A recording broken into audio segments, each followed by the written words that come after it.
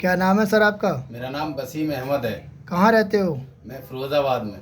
क्या दिक्कत थी आपको? मेरे बगंदर था 5 साल से। यहाँ के बारे में किसने बताया था आपको? यहाँ मेरे मामू जी हैं जो डॉक्टर हैं, उन्होंने बताया था डॉक्टर साहब के बारे में। कई केस बताए थे उन्होंने जो इन्होंने अच्छे से किए थे, तो उन्होंने मुझे बताया, फिर वही मुझे लेकर आए यहाँ पर। अब ठीक हो? हाँ, अब आराम है काफ़ी। आपको बहुत ज़्यादा दिक्कत हुई इस केस में। मैं आपको बताना एक बार याद दिला देना चाह रहा हूँ, पहले ही बताया है। दोस्तों, ये जो वसीम जी हैं हमारे पास ग्रेड 5 का फिस्टुला के रूप में आए थे और इनको एनल सेप्सिस थी और बहुत पूरा भी लेफ्ट साइड में जो हमारा मलद्वार होता है उसे इस्चियो रेक्टल और इस्चियो एनल फोसा बोलते हैं। वहाँ से ये बगंदर ज़्यादा पस पॉकेट्स के रूप में था और मेन जो साइड थी इनकी पोस्टीरियर रीजन से, यानी कि ठीक बैक से चला था और वहीं से ऑरिजिनेट होकर ये दोनों तरफ लेटरल के रास्ते के चला था और शू शेप टाइप का फिस्टुला था और जो अपवर्ड एक्सटेंशन भी थी। तो ये ग्रेड 5 बोलते हैं इसका। मतलब कहने का मतलब ये कि जितना कठिन हो सकता है बगंदर, वो कठिन बगंदर था। डॉक्टर साहब के रिश्तेदार हैं, ये हमारे जानने वाले डॉक्टर साहब हैं, तो उन्होंने बड़ी जिम्मेदारी दी और बहुत समय लगा इस केस में ठीक होने में। मैं इस केस को इस वजह से आपसे मुलाकात करवाना चाह रहा हूँ। कभी कभी ऐसा भी बगंदर आ जाता है जिसको टाइम ज़्यादा लगता है, तो उसमें भी कोई घबराने की बात नहीं। कितना समय लगा था आपको, कितने दिन हो गए? अभी तो करीब 7 महीने हो गए।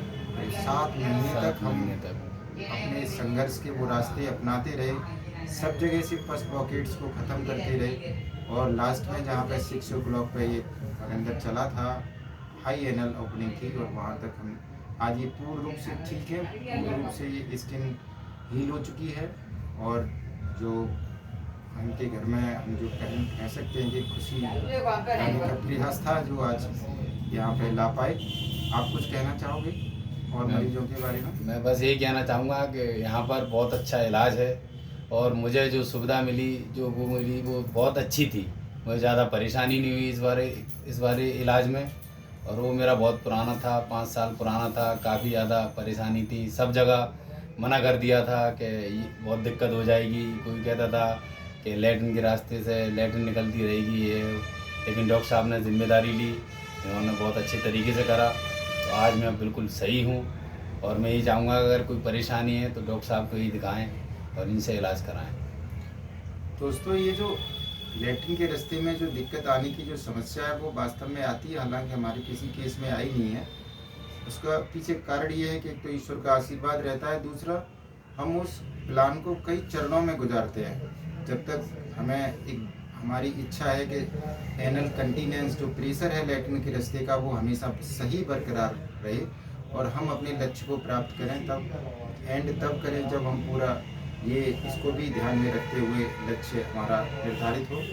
तो दोस्तों, इसमें हमें बार बार प्रयास में कभी कभी ऐसा लग रहा था कि असफलता जैसे प्रयास हो रहे थे, लेकिन अल्टीमेटली हम सारे ट्रैक को एक पॉइंट पे लेके आए और लास्ट में हमने इनकी लैट्रिन के रास्ते की जो पावर है बंद करने की, जिसे एनल कंटिनेंस बोलते हैं।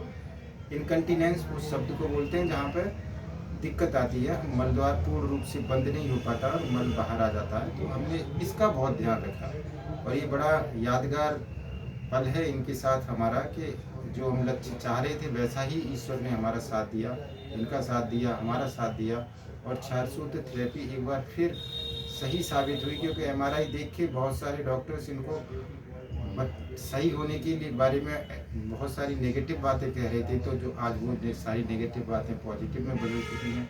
ये खुश हैं, कोई दिक्कत तो नहीं आपको? कोई दिक्कत नहीं है। तो बस दोस्तों, ये मुलाकात थी इनकी आपके सामने जो आज करानी थी। धन्यवाद।